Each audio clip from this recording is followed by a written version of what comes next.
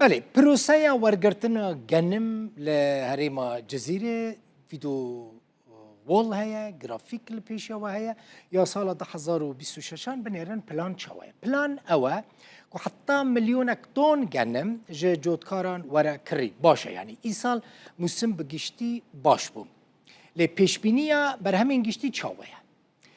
مليونك و 200,000 تون يعني تتخمين كرن كو إيصال موسم مليونك و 10,000 تون جنم با يعني سال در باسوي وسالين دن باشتر با وهجمارا نافندين ورگرتنا جنم جيش بركو جنم جلكه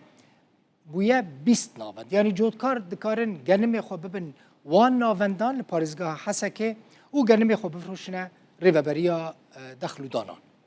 نرخيتونا جنم درجه يك بچقاسيه به 5,500,000 لیره سوریه.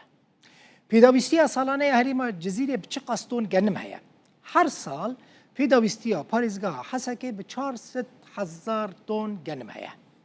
گنم یدک یعنی احتیاط که جسال در باس بوی 2025 مایه چه قصد 500,000 تن گنمه. هجمارا بانکن ورگرتنا پریانجی یعنی جودکار دکارن بچن کدره پریان خوار گرند بلکه اونجوری جمن پرس بکن سه بانک هنه بانکک لحسکه بانکک لقامشلو و بانکا دنجی لدیریکا حمکویا ادی بفی آواهی جودکار دکارن ای سال سودک گلکی مزن ج موسما خواه ورکرن